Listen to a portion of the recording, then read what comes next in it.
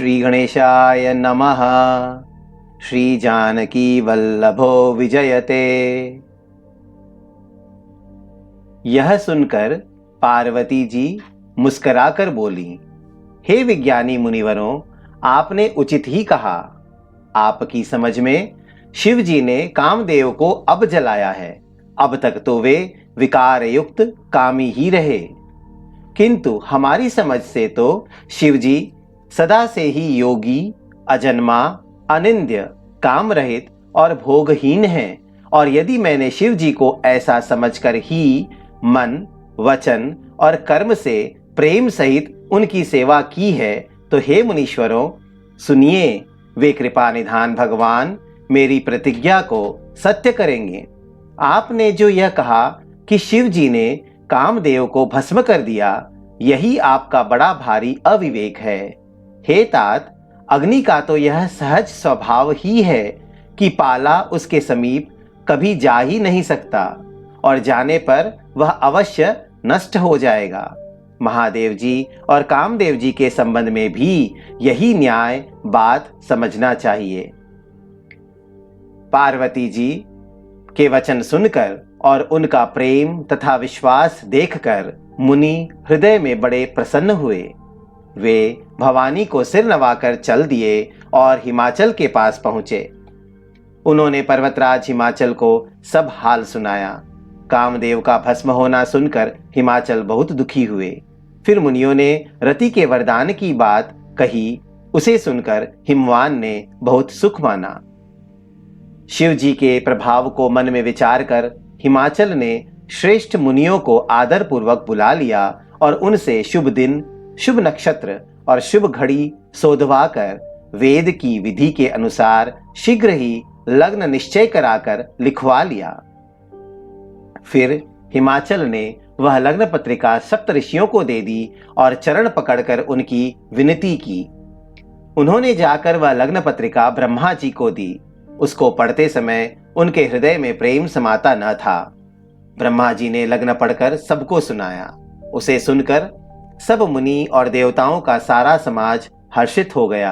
आकाश से फूलों की वर्षा होने लगी, बाजे बजने लगे और दसों दिशाओं में मंगल कलश सजा दिए गए। सब देवता अपने भांति भांति के वाहन और विमान सजाने लगे। कल्याणप्रद मंगल शकुन होने लगे और अप्सराएं गाने लगी। शिव जी के गण शिव जी का श्रृंगार करने लगे। जटाओं का मुकुट बनाकर उस पर सांपों का मौर सजाया गया। शिव जी ने सांपों के ही कुंडल और कंकड़ पहने, शरीर पर विभूति रमाई और वस्त्र की जगह बागंबर लपेट लिया। शिव जी के सुंदर मस्तक पर चंद्रमा, सिर पर गंगा जी, 3 नेत्र, सांपों का जनेऊ, गले में विष और छाती पर नरमुंडों की माला थी। इस प्रकार उनका वेश अशुभ होने पर भी वे कल्याण के धाम और कृपालु हैं। एक हाथ में त्रिशूल और दूसरे में डमरू सुशोभित है। शिव जी बैल पर चढ़कर चले। बाजे बज रहे हैं। शिव जी को देखकर देवांगनाएं मुस्कुरा रही हैं और कहती हैं कि इस वर के योग्य दुल्हन संसार में नहीं मिलेगी। विष्णु और ब्रह्मा आदि देवताओं के समूह अपने अपने वाहनों, सवारियों पर चढ़कर बारात में चले। देवताओं का समाज सब प्रकार से अनुपम, परम सुंदर था, पर दूल्हे के योग्य बारात न थी। तब विष्णु भगवान ने सब दिक्पालों को बुलाकर हंसकर ऐसा कहा, सब लोग अपने अपने दल समेत अलग अलग होकर चलो। हे भाई, हम लोगों की यह बारात वर के योग्य नहीं है। क्या पराये नगर में जाकर हंसी कराओगे? विष्णु भगवान की बात सुनकर देवता मुस्कुराए और वे अपनी अपनी सेना सहित अलग हो गए। महादेव जी यह देखकर मन ही मन मुस्कुराते हैं कि विष्णु भगवान के व्यंग्य वचन दिल लगी नहीं छूटते। अपने प्यारे विष्णु भगवान के इन अति प्रिय वचनों को सुनकर शिव जी ने भी भृंगी को भेजकर अपने सब गणों को बुलवा लिया। शिव जी की आज्ञा सुनते ही सब चले आए और उन्होंने स्वामी के चरण कमलों में सिर नवाया।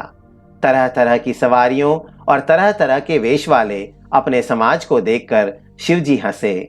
कोई बिना मुख का है, किसी के बहुत से मुख हैं। कोई बिना हाथ पैर का है तो किसी के कई हाथ पैर हैं। किसी के बहुत आंखें हैं तो किसी के एक भी आंख नहीं है। कोई बहुत मोटा ताजा है तो कोई बहुत ही दुबला पतला है। कोई बहुत दुबला, कोई बहुत मोटा, कोई पवित्र और कोई अपवित्र वेश धारण किए हुए हैं, भयंकर गहने पहने, हाथों में कपाल लिए हैं और सबके सब शरीर में ताजा खून लपेटे हुए हैं। गधे, कुत्ते, सुअर और सियार के से उनके मुख हैं। गणों के अनगिनत वेशों को कौन गिने। बहुत प्रकार के प्रेत, पिशाच और योगिनियों की जमातें हैं, उनका वर्णन करते नहीं बनता। भूत प्रेत नाचते और गाते हैं, वे सब बड़े मौजी हैं, देखने में बहुत ही बेढंगे जान पड़ते हैं और बड़े ही विचित्र ढंग से बोलते हैं। जैसा दुल्हा है अब वैसी ही बारात बन गई। मार्ग में चलते हुए भांति भांति के कौतुक तमाशे होते जाते हैं। इधर हिमाचल ने ऐसा विचित्र मंडप बनाया कि जिसका वर्णन नहीं हो सकता। जगत में जितने छोटे बड़े पर्वत थे जिनका वर्णन करके पार नहीं मिलता, तथा जितने वन, समुद्र, नदियां और तालाब थे, हिमाचल ने सबको नेवता भेजा। वे सब अपने इच्छा अनुसार रूप धारण करने वाले सुंदर शरीर धारण कर सुंदरी स्त्रियों और समाज के साथ हिमाचल के घर आए। सभी स्नेह सहित मंगल गीत गाते हैं। हिमाचल ने पहले से ही बहुत से घर सजवा रखे थे। यथा योग्य उन स्थानों में सब लोग उतर गए। नगर की सुंदर शोभा देखकर ब्रह्मा की रचना चातुरी भी तुच्छ लगती थी। नगर की शोभा देखकर ब्रह्मा की निपुणता सचमुच तुच्छ लगती है। वन, बाग, कुएं, तालाब, नदियां सभी सुंदर हैं, उनका वर्णन कौन कर सकता है। घर घर बहुत से मंगल सूचक तोरण और ध्वजा पताकाएं सुशोभित हो रही हैं। वहां के सुंदर और चतुर स्त्री पुरुषों की छवि देखकर मुनियों के भी मन मोहित हो जाते हैं। जिस नगर में स्वयं जगदम्बा ने अवतार लिया, क्या उसका वर्णन हो सकता है। वहां रिद्धि, सिद्धि, संपत्ति और सुख नित नए बढ़ते जाते हैं। बारात को नगर के निकट आई सुनकर नगर में चहल पहल मच गई, जिससे उसकी शोभा बढ़ गई। अगवानी करने वाले लोग बनाव श्रृंगार करके तथा नाना प्रकार की सवारियों को सजाकर आदर सहित बारात को लेने चले। देवताओं के समाज को देखकर सब मन में प्रसन्न हुए और विष्णु भगवान को देखकर तो बहुत ही सुखी हुए। किंतु जब शिव जी के दल को देखने लगे तब तो उनके सब वाहन, सवारियों के हाथी, घोड़े, रथ के बैल आदि डरकर भाग चले। कुछ बड़ी उम्र के समझदार लोग धीरज धरकर वहां डटे रहे। लड़के तो सब अपने प्राण लेकर भागे। घर पहुंचने पर जब माता पिता पूछते हैं तब वे भय से कांपते हुए शरीर से ऐसा वचन कहते हैं।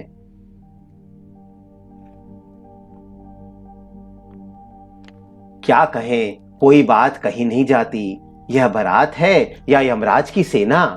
दूल्हा पागल है और बैल पर सवार है। सांप, कपाल और राख ही उसके गहने हैं। दूल्हे के शरीर पर राख लगी है, सांप और कपाल के गहने हैं। वह नंगा, जटाधारी और भयंकर है। उसके साथ भयानक मुख वाले भूत, प्रेत, पिशाच, योगिनियां और राक्षस हैं। जो बारात को देखकर जीता बचेगा, सचमुच उसके बड़े ही पुण्य हैं और वही पार्वती का विवाह देखेगा। लड़कों ने घर घर यही बात कही। महेश्वर जी, शिव जी का समाज समझकर सब लड़कों के माता पिता मुस्कराते हैं। उन्होंने बहुत तरह से लड़कों को समझाया कि निडर हो जाओ, डर की कोई बात नहीं है। अगवान लोग बारात को लिवा लाए। उन्होंने सबको सुंदर जनवासे ठहरने को दिए। मैना, पार्वती जी की माता ने शुभ आरती सजाई और उनके साथ की स्त्रियां उत्तम मंगल गीत गाने लगीं। सुंदर हाथों में सोने का थाल शोभित है। इस प्रकार मैना हर्ष के साथ शिव जी का परछन करने चली। जब महादेव जी को भयानक वेश में देखा तब तो स्त्रियों के मन में बड़ा भारी भय उत्पन्न हो गया। बहुत ही डर के मारे भाग कर वे घर में घुस गईं और शिव जी जहां जनवासा था वहां चले गए। मैना के हृदय में बड़ा दुख हुआ। उन्होंने पार्वती जी को अपने पास बुला लिया और अत्यंत स्नेह से गोद में बैठाकर अपने नील कमल के समान नेत्रों में आंसू भरकर कहा, जिस विधाता ने तुमको ऐसा सुंदर रूप दिया उस मूर्ख ने तुम्हारे दूल्हे को बावला कैसे बनाया? जिस विधाता ने तुमको सुंदरता दी, उसने तुम्हारे लिए वर बावला कैसे बनाया? जो फल कल्प वृक्ष में लगना चाहिए, वह जबरदस्ती बबूल में लग रहा है।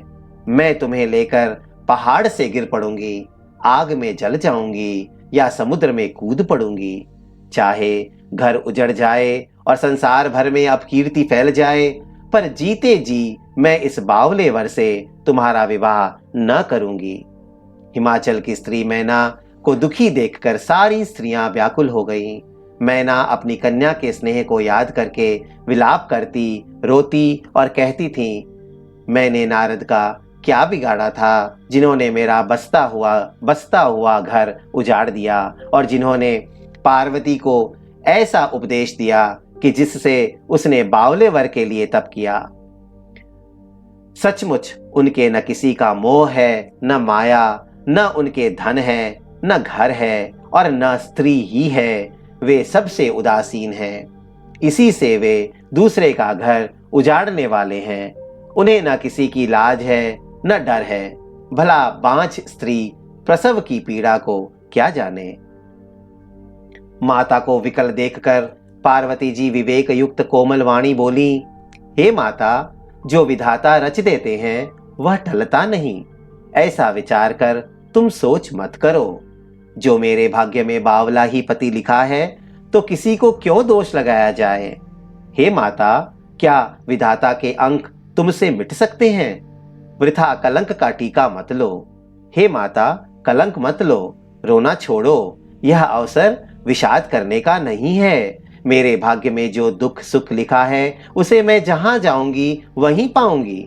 पार्वती जी के ऐसे विनय भरे कोमल वचन सुनकर सारी स्त्रियां सोच करने लगी और भांति भांति से विधाता को दोष देकर आंखों से आंसू बहाने लगी। इस समाचार को सुनते ही हिमाचल उसी समय नारद जी और सप्तऋषियों को साथ लेकर अपने घर गए। तब नारद जी ने पूर्व जन्म की कथा सुनाकर सबको समझाया और कहा कि हे मैना, तुम मेरी सच्ची बात सुनो। तुम्हारी यह लड़की साक्षात जगत जननी है, भवानी है। ये अजन्मा, अनादि और अविनाशिनी शक्ति हैं। सदा शिव जी के अर्धांग में रहती हैं। ये जगत की उत्पत्ति, पालन और संहार करने वाली हैं और अपनी इच्छा से ही लीला शरीर धारण करती हैं। पहले ये दक्ष के घर जाकर जन्मी थीं, तब इनका सती नाम था। बहुत सुंदर शरीर पाया था। वहां भी सती शंकर जी से ही ब्याही गई थी। यह कथा सारे जगत में प्रसिद्ध है। एक बार इन्होंने शिव जी के साथ आते हुए राह में रघुकुल रूपी कमल के सूर्य श्री रामचंद्र जी को देखा। तब इन्हें मोह हो गया और इन्होंने शिव जी का कहना न मानकर भ्रमवश सीता जी का वेश धारण कर लिया। सती जी ने जो सीता का वेश धारण किया, उसी अपराध के कारण शंकर जी ने उनको त्याग दिया। फिर शिव जी के वियोग में ये अपने पिता के यज्ञ में जाकर वहीं योगाग्नि से भस्म हो गईं। अब इन्होंने तुम्हारे घर जन्म लेकर अपने पति के लिए कठिन तप किया है, ऐसा जानकर संदेह छोड़ दो। पार्वती जी तो सदा ही शिव जी की प्रिया अर्धांगिनी है। तब नारद के वचन सुनकर सबका विषाद मिट गया और क्षण भर में यह समाचार सारे नगर में घर घर फैल गया। तब मैना और हिमवान आनंद में मग्न हो गए और उन्होंने बार बार पार्वती के चरणों की वंदना की। स्त्री, पुरुष, बालक, युवा और वृद्ध, नगर के सभी लोग बहुत प्रसन्न हुए। नगर में मंगल गीत गाए जाने लगे और सबने भांति भांति के सुवर्ण के कलश सजाए। पाक शास्त्र में जैसी रीति है, उसके अनुसार अनेक भांति की ज्योनार हुई रसोई बनी। जिस घर में स्वयं माता भवानी रहती हो, वहां की ज्योनार भोजन सामग्री का वर्णन कैसे किया जा सकता है। हिमाचल ने आदर पूर्वक सब बरातियों को, विष्णु, ब्रह्मा और सब जाति के देवताओं को बुलवाया। भोजन करने वालों की बहुत सी पंगतें बैठी। चतुर रसोइये परोसने लगे। स्त्रियों की मंडलियां देवताओं को भोजन करते जानकर कोमल वाणी से गालियां देने लगी। सब सुंदरी स्त्रियां मीठे स्वर में गालियां देने लगी और व्यंग भरे वचन सुनाने लगी। देवगण विनोद सुनकर बहुत सुख अनुभव करते हैं, इसलिए भोजन करने में बड़ी देर लगा रहे हैं। भोजन के समय जो आनंद बढ़ा वह करोड़ों मुंह से भी नहीं कहा जा सकता। भोजन कर चुकने पर सबके हाथ मुंह धुलवाकर पान दिए गए। फिर सब लोग जो जहां ठहरे थे वहां चले गए। फिर मुनियों ने लौटकर हिमवान को लग्न पत्रिका सुनाई और विवाह का समय देखकर देवताओं को बुला भेजा। सब देवताओं को आदर सहित बुलवा लिया और सबको यथा योग्य आसन दिए। वेद की रीति से वेदी सजाई गई और स्त्रियां सुंदर श्रेष्ठ मंगल गीत गाने लगीं। वेदिका पर एक अत्यंत सुंदर दिव्य सिंहासन था, जिसकी सुंदरता का वर्णन नहीं किया जा सकता, क्योंकि वह स्वयं ब्रह्मा जी का बनाया हुआ था।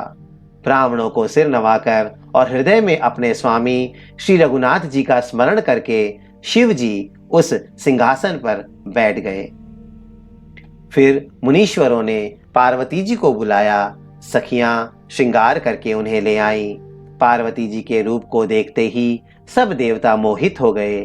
संसार में ऐसा कवि कौन है जो उस सुंदरता का वर्णन कर सके।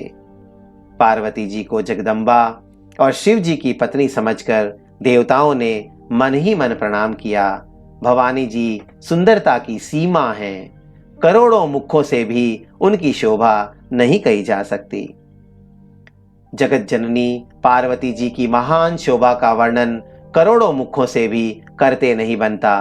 वेद, शेष जी और सरस्वती जी तक उसे कहते हुए सकुचा जाते हैं, तब मंद बुद्धि तुलसी किस गिनती में है। सुंदरता और शोभा की खान माता भवानी मंडप के बीच में जहां शिव जी थे वहां गई। वे संकोच के मारे पति शिव जी के चरण कमलों को देख नहीं सकती, परंतु उनका मन रूपी भौरा तो वहीं रसपान कर रहा था। मुनियों की आज्ञा से शिव जी और पार्वती जी ने गणेश जी का पूजन किया।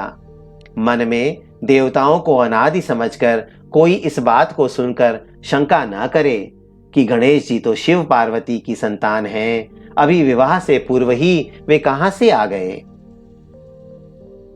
वेदों में विवाह की जैसी रीति कही गई है, महामुनियों ने वह सभी रीति करवाई। पर्वतराज हिमाचल ने हाथ में कुश लेकर तथा कन्या का हाथ पकड़कर उन्हें भवानी शिव पत्नी जानकर शिव जी को समर्पण किया।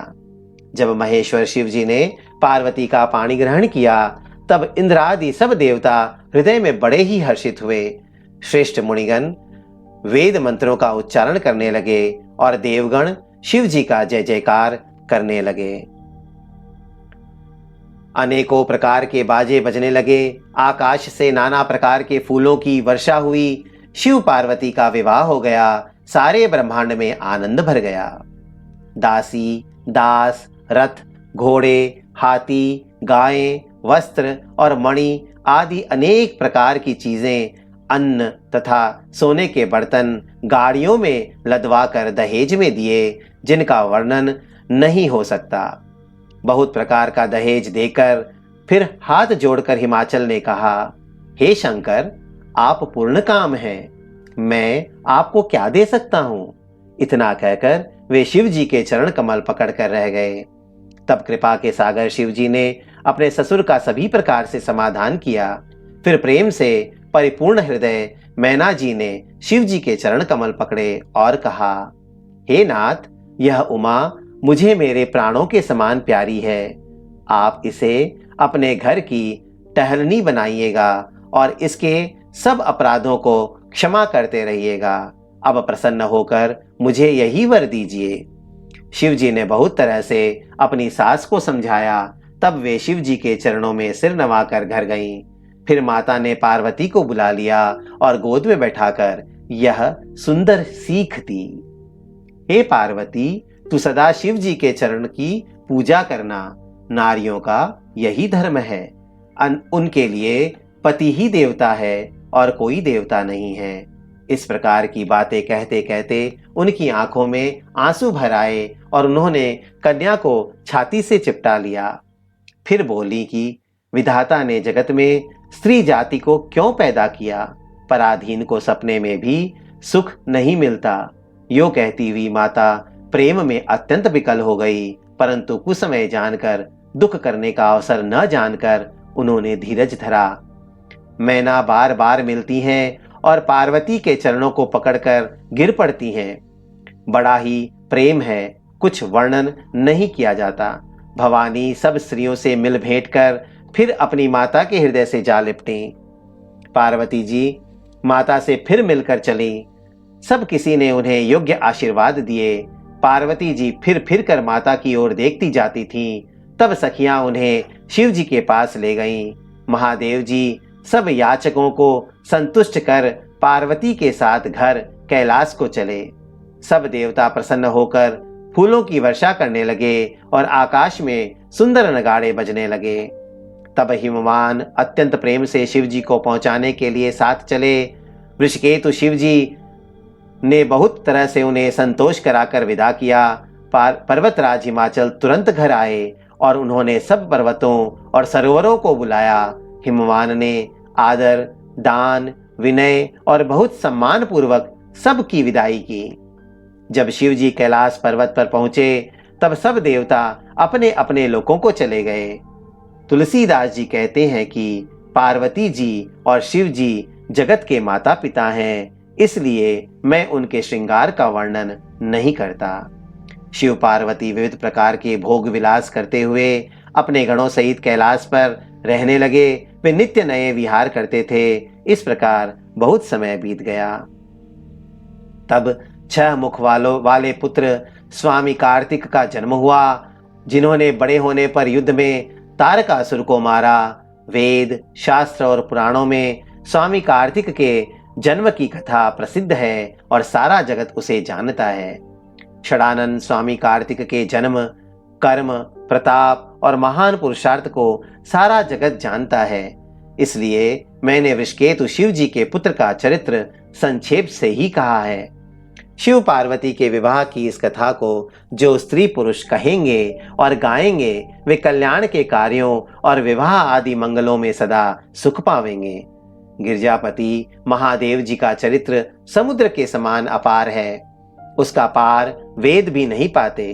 तब अत्यंत मंद बुद्धि और गंवार तुलसीदास उसका वर्णन कैसे कर सकता है? शिव जी के रसीले और सुहावने चरित्र को सुनकर मुनि भरद्वाज जी ने बहुत ही सुख पाया। कथा सुनने की उनकी लालसा बहुत बढ़ गई। नेत्रों में जल भर आया तथा रोमावली खड़ी हो गई। वे प्रेम में मुग्ध हो गए। मुख से वाणी नहीं निकलती। उनकी यह दशा देखकर ज्ञानी मुनि याज्ञवल्क्य बहुत प्रसन्न हुए और बोले, हे मुनीश, आहा, तुम्हारा जन्म धन्य है। तुमको गौरीपति शिव जी प्राणों के समान प्रिय हैं। शिव जी के चरण कमलों में जिनकी प्रीति नहीं है वे श्री रामचंद्र जी को स्वप्न में भी अच्छे नहीं लगते। विश्वनाथ श्री शिव जी के चरणों में निष्कपट विशुद्ध प्रेम होना यही राम भक्त का लक्षण है। शिव जी के समान रघुनाथ जी की भक्ति का व्रत धारण करने वाला कौन है? जिन्होंने बिना ही पाप के सती जैसी स्त्री को त्याग दिया और प्रतिज्ञा करके श्री रघुनाथ जी की भक्ति को दिखा दिया। हे भाई, श्री रामचंद्र जी को शिव जी के समान और कौन प्यारा है? मैंने पहले ही शिव जी का चरित्र कहकर तुम्हारा भेद समझ लिया। तुम श्री रामचंद्र जी के पवित्र सेवक हो और समस्त दोषों से रहित हो। मैंने तुम्हारा गुण और शील जान लिया। अब मैं श्री रघुनाथ जी की लीला कहता हूं, सुनो। हे मुनि, सुनो। आज तुम्हारे मिलने से मेरे मन में जो आनंद हुआ है वह कहा नहीं जा सकता। हे मुनीश्वर, रामचरित्र अत्यंत अपार है। 100 करोड़ शेष जी भी उसे नहीं कह सकते। तथापि जैसा मैंने सुना है वैसा वाणी के स्वामी, प्रेरक और हाथ में धनुष लिए हुए प्रभु श्री रामचंद्र जी का स्मरण करके कहता हूं। सरस्वती जी कठपुतली के समान है और अंतर्यामी स्वामी श्री रामचंद्र जी सूत पकड़कर कठपुतली को नचाने वाले सूत्रधार हैं। अपना भक्त जानकर जिस कवि पर वे कृपा करते हैं उसके हृदय रूपी आंगन में सरस्वती को वे नचाया करते हैं। उन्हीं कृपालु श्री रघुनाथ जी को मैं प्रणाम करता हूँ और उन्हीं के निर्मल गुणों की कथा कहता हूँ। कैलाश पर्वतों में श्रेष्ठ और बहुत ही रमणीय है, जहां शिव पार्वती जी सदा निवास करते हैं। सिद्ध, तपस्वी, योगीगण, देवता, किन्नर और मुनियों के समूह उस पर्वत पर रहते हैं। वे सब बड़े पुण्यात्मा हैं और आनंद कंद श्री महादेव जी की सेवा करते हैं। जो भगवान विष्णु और महादेव जी से विमुख हैं और जिनकी धर्म में प्रीति नहीं है, वे लोग स्वप्न में भी वहां नहीं जा सकते।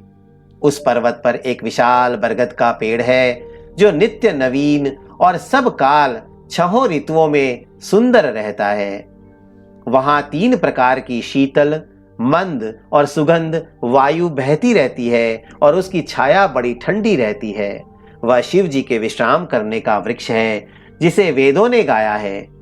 एक बार प्रभु श्री शिव जी उस वृक्ष के नीचे गए और उसे देखकर उनके हृदय में बहुत आनंद हुआ। अपने हाथ से बागंबर बिछाकर कृपालु शिव जी स्वभाव से ही बिना किसी खास प्रयोजन के वहां बैठ गए। कुंद के पुष्प, चंद्रमा और शंख के समान उनका गौर शरीर था।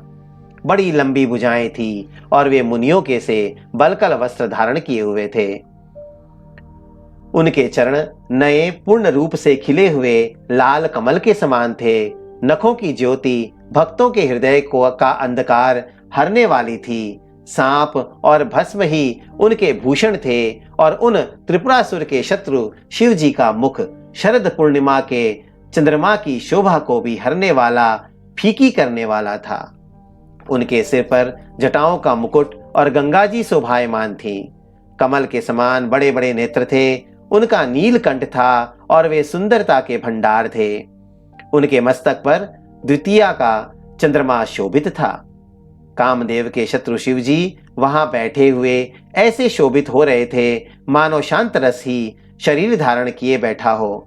अच्छा मौका जानकर शिव पत्नी माता पार्वती जी उनके पास गईं। अपनी प्यारी पत्नी जानकर शिव जी ने उनका बहुत आदर सत्कार किया और अपनी बाईं ओर बैठने के लिए आसन दिया। पार्वती जी प्रसन्न होकर शिव जी के पास बैठ गईं। उन्हें पिछले जन्म की कथा स्मरण हो आई। स्वामी के हृदय में अपने ऊपर पहले की अपेक्षा अधिक प्रेम समझकर पार्वती जी हंसकर प्रिय वचन बोली। याज्ञवल्क्य जी कहते हैं कि जो कथा सब लोगों का हित करने वाली है, उसे ही पार्वती जी पूछना चाहती हैं। पार्वती जी ने कहा, हे संसार के स्वामी, हे मेरे नाथ, हे त्रिपुरासुर का वध करने वाले, आपकी महिमा तीनों लोकों में विख्यात है। चर, अचर, नाग, मनुष्य और देवता सभी आपके चरण कमलों की सेवा करते हैं। हे प्रभु, आप समर्थ, सर्वज्ञ और कल्याण स्वरूप हैं। सब कलाओं और गुणों के निधान हैं और योग, ज्ञान तथा वैराग्य के भंडार हैं। आपका नाम शरणागतों के लिए कल्पवृक्ष है। हे सुख की राशि, यदि आप मुझ पर प्रसन्न हैं और सचमुच मुझे अपनी दासी या अपनी सच्ची दासी जानते हैं, तो हे प्रभु, आप श्री रघुनाथ जी की नाना प्रकार की कथा कहकर मेरा अज्ञान दूर कीजिए। जिसका घर कल्प वृक्ष के नीचे हो, वह भला दरिद्रता से उत्पन्न दुख को क्यों सहेगा। हे शशिभूषण, हे नाथ, हृदय में ऐसा विचार कर मेरी बुद्धि के भारी भ्रम को दूर कीजिए। हे प्रभु, जो परमार्थ तत्व ब्रह्म के ज्ञाता और वक्ता मुनि हैं, वे श्री रामचंद्र जी को अनादि ब्रह्म कहते हैं और शेष, सरस्वती, वेद और पुराण सभी श्री रघुनाथ जी का गुण गाते हैं। और हे कामदेव के शत्रु, आप भी दिन रात आदर पूर्वक राम राम जपा करते हैं। ये राम वही अयोध्या के राजा के पुत्र हैं या अजन्मा, निर्गुण और अगोचर कोई और राम हैं? यदि वे राजपुत्र हैं तो ब्रह्म कैसे, और यदि ब्रह्म है तो स्त्री के विरह में उनकी मति बावली कैसे हो गई? इधर उनके ऐसे चरित्र देखकर और उधर उनकी महिमा सुनकर मेरी बुद्धि अत्यंत चकरा रही है। यदि इच्छा रहित, व्यापक, समर्थ ब्रह्म कोई और है तो हे नाथ मुझे उसे समझाकर कहिए। मुझे नादान समझकर मन में क्रोध न लाइए। जिस तरह मेरा मोह दूर हो वही कीजिए। मैंने पिछले जन्म में वन में श्री रामचंद्र जी की प्रभुता देखी थी, परंतु अत्यंत भयभीत होने के कारण मैंने वह बात आपको सुनाई नहीं। तो भी मेरे मलिन मन को बोध न हुआ। उसका फल भी मैंने अच्छी तरह पा लिया। अब भी मेरे मन में कुछ संदेह है। आप कृपा कीजिए। मैं हाथ जोड़कर विनती करती हूँ। हे प्रभु, आपने उस समय मुझे बहुत तरह से समझाया था, फिर भी मेरा संदेह नहीं गया। हे नाथ, यह सोचकर मुझ पर क्रोध न कीजिए। मुझे अब पहले जैसा मोह नहीं है। अब तो मेरे मन में राम कथा सुनने की रुचि है। हे शेषनाग को अलंकार रूप में धारण करने वाले देवताओं के नाथ, आप श्री रामचंद्र जी के गुणों की पवित्र कथा कहिए। मैं पृथ्वी पर सिर टेक कर आपके चरणों की वंदना करती हूँ और हाथ जोड़कर विनती करती हूँ। आप वेदों के सिद्धांत को निचोड़कर श्री रघुनाथ जी का निर्मल यश वर्णन कीजिए। यद्यपि स्त्री होने के कारण मैं उसे सुनने की अधिकारिणी नहीं हूं, तथापि मैं मन, वचन और कर्म से आपकी दासी हूं। संत लोग जहां अर्थ अधिकारी पाते हैं, वहां गूढ़ तत्व भी उससे नहीं छिपाते। हे देवताओं के स्वामी, मैं बहुत ही अर्थभाव दीनता से पूछती हूं। आप मुझ पर दया करके श्री रघुनाथ जी की कथा कहिए। पहले तो वह कारण विचार कर बतलाइए जिससे निर्गुण ब्रह्म सगुण रूप धारण करता है। फिर हे प्रभु, श्री रामचंद्र जी के अवतार जन्म की कथा कहिए तथा उनका उदार बाल चरित्र कहिए। फिर जिस प्रकार उन्होंने श्री जानकी जी से विवाह किया वह कथा कहिए।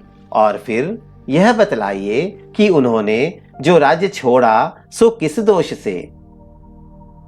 हे नाथ, फिर उन्होंने वन में रहकर जो अपार चरित्र किए तथा जिस तरह रावण को मारा वह कहिए। हे सुख स्वरूप शंकर, फिर आप उन सारी लीलाओं को कहिए जो उन्होंने राज्य सिंहासन पर बैठकर की थी। हे कृपाधाम, फिर वह अद्भुत चरित्र कहिए जो श्री रामचंद्र जी ने किया। वे रघुकुल शिरोमणि प्रजा सहित किस प्रकार अपने धाम को गए। हे प्रभु, फिर आप उस तत्व को समझाकर कहिए जिसकी अनुभूति में ज्ञानी मुनिगण सदा मग्न रहते हैं। और फिर भक्ति, ज्ञान, विज्ञान और वैराग्य का विभाग सहित वर्णन कीजिए। इसके सिवा श्री रामचंद्र जी के और भी जो अनेक रहस्य, छिपे हुए भाव अथवा चरित्र हैं, उनको कहिए। हे नाथ, आपका ज्ञान अत्यंत निर्मल है। हे प्रभु, जो बात मैंने न पूछी हो, हे दयालु, उसे भी आप छिपा न रखिएगा। वेदों ने आपको तीनों लोकों का गुरु कहा है। दूसरे पामर जीव इस रहस्य को क्या जाने। पार्वती जी के सहज, सुंदर और छल रहित सरल प्रश्न सुनकर शिव जी के मन को बहुत अच्छे लगे। श्री महादेव जी के हृदय में सारे रामचरित्र आ गए। प्रेम के मारे उनका शरीर पुलकित हो गया और नेत्रों में जल भर आया। श्री रघुनाथ जी का रूप उनके हृदय में आ गया, जिससे स्वयं परमानंद स्वरूप शिव जी ने भी अपार सुख पाया। शिव जी 2 घड़ी तक ध्यान के रस आनंद में डूबे रहे। फिर उन्होंने मन को बाहर खींचा और तब वे प्रसन्न होकर श्री रघुनाथ जी का चरित्र वर्णन करने लगे। जिसके बिना जाने झूठ भी सत्य मालूम होता है, जैसे बिना पहचाने रस्सी में सांप का भ्रम हो जाता है, और जिसके जान लेने पर जगत का उसी तरह लोप हो जाता है जैसे जागने पर स्वप्न का भ्रम जाता रहता है। मैं उन्हीं श्री रामचंद्र जी के बाल रूप की वंदना करता हूँ, जिनका नाम जपने से सब सिद्धियां सहज ही प्राप्त हो जाती हैं। मंगल के धाम, अमंगल के हरने वाले और श्री दशरथ जी के आंगन में खेलने वाले वे बाल रूप श्री रामचंद्र जी मुझ पर कृपा करें। त्रिपुरासुर का वध करने वाले शिव जी श्री रामचंद्र जी को प्रणाम करके आनंद में भरकर अमृत के समान वाणी बोले। हे गिरिराज कुमारी पार्वती, तुम धन्य हो, धन्य हो। तुम्हारे समान कोई उपकारी नहीं है। जो तुमने श्री रघुनाथ जी की कथा का प्रसंग पूछा है, जो कथा समस्त लोगों के लिए जगत को पवित्र करने वाली गंगा जी के समान है, तुमने जगत के कल्याण के लिए ही प्रश्न पूछे हैं। तुम श्री रघुनाथ जी के चरणों में प्रेम रखने वाली हो। हे पार्वती, मेरे विचार में तो श्री राम जी की कृपा से तुम्हारे मन में स्वप्न में भी शोक, मोह, संदेह और भ्रम कुछ भी नहीं है। फिर भी तुमने इसीलिए वही पुरानी शंका की है कि इस प्रसंग के कहने सुनने से सबका कल्याण होगा। जिन्होंने अपने कानों से भगवान की कथा नहीं सुनी, उनके कानों के छिद्र सांप के बिल के समान है। जिन्होंने अपने नेत्रों से संतों के दर्शन नहीं किए, उनके वे नेत्र मोर के पंखों पर दिखने वाली नकली आंखों की गिनती में हैं।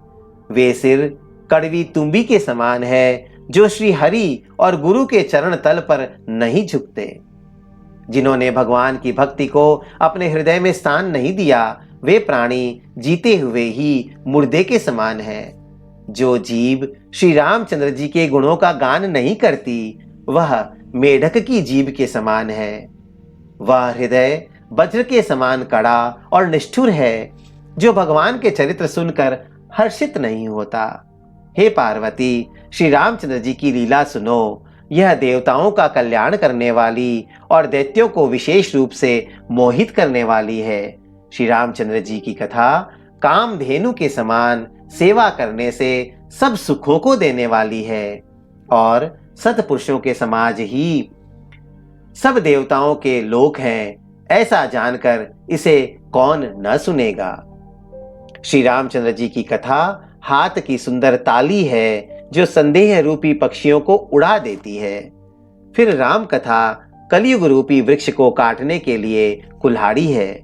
हे गिरिराज कुमारी, तुम इसे आदर पूर्वक सुनो। वेदों ने श्री रामचंद्र जी के सुंदर नाम, गुण, चरित्र, जन्म और कर्म सभी अनगिनत कहे हैं। जिस प्रकार भगवान श्री रामचंद्र जी अनंत हैं, उसी तरह उनकी कथा, कीर्ति और गुण भी अनंत हैं। तो भी तुम्हारी अत्यंत प्रीति देखकर जैसा कुछ मैंने सुना है और जैसी मेरी बुद्धि है, उसी के अनुसार मैं कहूंगा। हे पार्वती, तुम्हारा प्रश्न स्वाभाविक ही सुंदर, सुखदायक और संत सम्मत है और मुझे तो बहुत ही अच्छा लगा है। परंतु हे पार्वती, एक बात मुझे अच्छी नहीं लगी। यद्यपि वह तुमने मोह के वश होकर ही कही है। तुमने जो यह कहा कि वे राम कोई और हैं, जिन्हें वेद गाते और मुनिजन जिनका ध्यान धरते हैं, जो मोह रूपी पिशाच के द्वारा ग्रस्त है, पाखंडी है, भगवान के चरणों से विमुख हैं और जो झूठ सच कुछ भी नहीं जानते, ऐसे अधम मनुष्य ही इस तरह कहते सुनते हैं। जो अज्ञानी, मूर्ख, अंधे और भाग्यहीन हैं और जिनके मन रूपी दर्पण पर विषय रूपी कोई काई जमी हुई है, जो व्यभिचारी, छली और बड़े कुटिल हैं और जिन्होंने कभी स्वप्न में भी संत समाज के दर्शन नहीं किए और जिन्हें अपनी लाभ हानि नहीं सूझती, वे ही ऐसी वेद विरुद्ध बातें कहा करते हैं। जिनका हृदय रूपी दर्पण मैला है और जो नेत्रों से हीन हैं, वे बेचारे श्री रामचंद्र जी का रूप कैसे देखें। जिनको निर्गुण सगुण का कुछ भी विवेक नहीं है, जो अनेक मन घड़ंत बातें बका करते हैं, जो श्री हरि की माया के वश में होकर जगत में जन्म मृत्यु के चक्र में भ्रमते फिरते हैं, उनके लिए कुछ भी कह डालना असंभव नहीं है। जिन्हें वायु का रोग, सन्निपात, उन्माद आदि हो गया हो, जो भूत के वश हो गए हैं और जो नशे में चूर हैं, ऐसे लोग विचार कर वचन नहीं बोलते। जिन्होंने महामोह रूपी मदिरा पी रखी है, उनके कहने पर कान न देना चाहिए। अपने हृदय में ऐसा विचार कर संदेह छोड़ दो और श्री रामचंद्र जी के चरणों को भजो। हे पार्वती, भ्रम रूपी अंधकार के नाश करने के लिए सूर्य की किरणों के समान मेरे वचनों को सुनो। सगुण और निर्गुण में कुछ भी भेद नहीं है। मुनि, पुराण, पंडित और वेद सभी ऐसा कहते हैं। जो निर्गुण, अरूप, निराकार, अलख, अव्यक्त और अजन्मा है, वही भक्तों के प्रेमवश सगुण हो जाता है। जो निर्गुण है वही सगुण कैसे है? जैसे जल और ओले में भेद नहीं, दोनों जल ही हैं, ऐसे ही निर्गुण और सगुण एक ही हैं। जिसका नाम भ्रम रूपी अंधकार के मिटाने के लिए सूर्य है, उसके लिए मोह का प्रसंग भी कैसे कहा जा सकता है? श्री रामचंद्र जी सच्चिदानंद स्वरूप सूर्य हैं। वहां मोह रूपी रात्रि का लवलेश भी नहीं है। वे स्वभाव से ही प्रकाश रूप और षड ऐश्वर्य युक्त भगवान हैं। वहां तो विज्ञान रूपी प्रातः काल भी नहीं होता। अज्ञान रूपी रात्रि हो तब तो विज्ञान रूपी प्रातः काल हो। भगवान तो नित्य ज्ञान स्वरूप हैं। हर्ष, शोक, ज्ञान, अज्ञान, अहमता और अभिमान, ये सब जीव के धर्म हैं। श्री रामचंद्र जी तो व्यापक ब्रह्म, परमानंद स्वरूप, परात्पर प्रभु और पुराण पुरुष हैं। इस बात को सारा जगत जानता है। जो पुराण पुरुष प्रसिद्ध हैं, प्रकाश के भंडार हैं, सब रूपों में प्रकट हैं, जीव, माया और जगत सबके स्वामी हैं, वे ही रघुकुल मणि श्री रामचंद्र जी मेरे स्वामी हैं। ऐसा कहकर शिव जी ने उनको मस्तक नवाया। अज्ञानी मनुष्य अपने भ्रम को तो समझते नहीं और वे मूर्ख प्रभु श्री रामचंद्र जी पर उसका आरोप करते हैं। जैसे आकाश में बादलों का पर्दा देखकर कुविचारी अज्ञानी लोग कहते हैं कि बादलों ने सूर्य को ढक लिया। जो मनुष्य आंखों में उंगली लगाकर देखता है, उसके लिए तो दो चंद्रमा प्रकट प्रत्यक्ष हैं। हे पार्वती, श्री रामचंद्र जी के विषय में इस प्रकार मोह की कल्पना करना वैसा ही है जैसा आकाश में अंधकार, धुएं और धूल का सोहना दिखना। आकाश जैसे निर्मल और निर्लेप है, उसको कोई मलिन या स्पर्श नहीं कर सकता। इसी प्रकार भगवान श्री रामचंद्र जी नित्य, निर्मल और निर्लेप हैं। विषय, इंद्रियां, इंद्रियों के देवता और जीवात्मा, ये सब एक की सहायता से एक चेतन होते हैं। अर्थात विषयों का प्रकाश इंद्रियों से, इंद्रियों का इंद्रियों के देवताओं से और इंद्रियों के देवताओं का चेतन जीव आत्मा से प्रकाश होता है। इन सब का जो परम प्रकाशक है, अर्थात जिससे इन सब का प्रकाश होता है, वही अनादि ब्रह्म अयोध्या नरेश श्री रामचंद्र जी हैं। यह जगत प्रकाश्य है और श्री रामचंद्र जी इसके प्रकाशक हैं। वे माया के स्वामी और ज्ञान तथा गुणों के धाम हैं, जिनकी सत्ता से मोह की सहायता पाकर जड़ माया भी सत्य सी भासित होती है। जैसे सीप में चांदी की और सूर्य की किरणों में पानी की बिना हुए भी प्रतीति होती है, यद्यपि यह प्रतीति तीनों कालों में झूठ है, तथापि इस भ्रम को कोई हटा नहीं सकता। इसी तरह यह संसार भगवान के आश्रित रहता है। यद्यपि यह सत्य है तो भी दुख तो देता ही है। जिस तरह स्वप्न में कोई सिर काट ले तो बिना जागे वह दुख दूर नहीं होता। हे पार्वती, जिनकी कृपा से इस प्रकार का भ्रम मिट जाता है, वही कृपालु श्री रघुनाथ जी हैं, जिनका आदि और अंत किसी ने नहीं जान पाया। वेदों ने अपनी बुद्धि से अनुमान करके इस प्रकार नीचे लिखे अनुसार गाया है।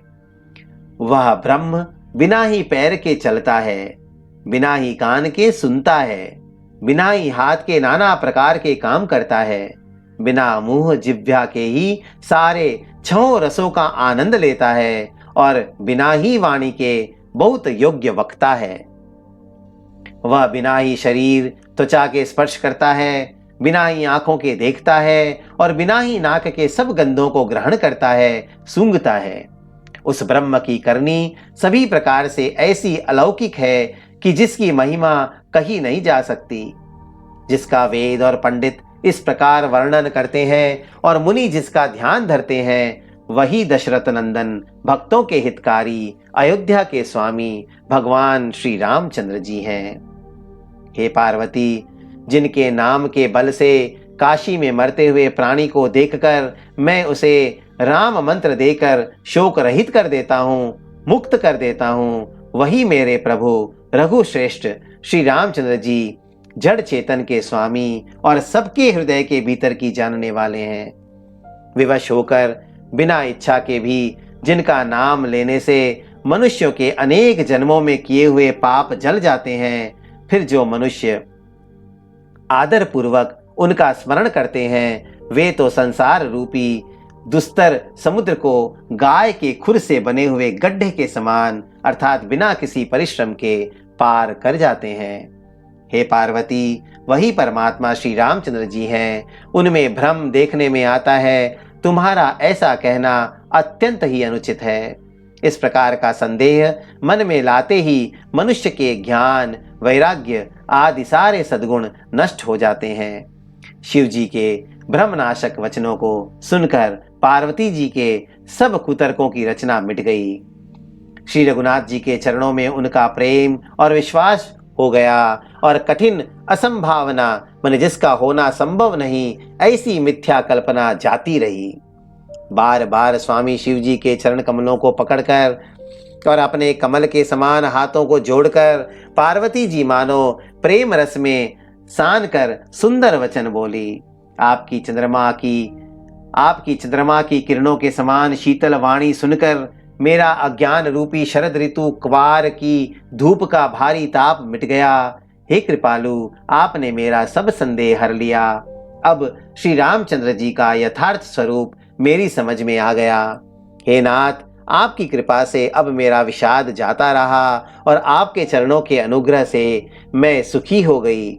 यद्यपि मैं स्त्री होने के कारण स्वभाव से ही मूर्ख और ज्ञानहीन हूँ, तो भी अब आप मुझे अपनी दासी जानकर, हे प्रभु, यदि आप मुझ पर प्रसन्न हैं तो जो बात मैंने पहले आपसे पूछी थी वही कहिए। यह सत्य है कि श्री रामचंद्र जी ब्रह्म हैं, चिन्मय ज्ञान स्वरूप हैं, अविनाशी हैं, सबसे रहित और सबके हृदय रूपी नगरी में निवास करने वाले हैं। फिर हे नाथ, उन्होंने मनुष्य का शरीर किस कारण से धारण किया? हे धर्म की ध्वजा धारण करने वाले प्रभु, यह मुझे समझा कर कहिए।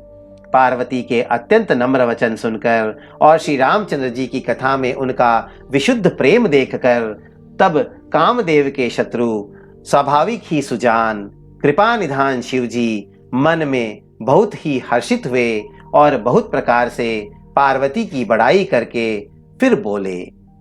मास परायण चौथा विश्राम।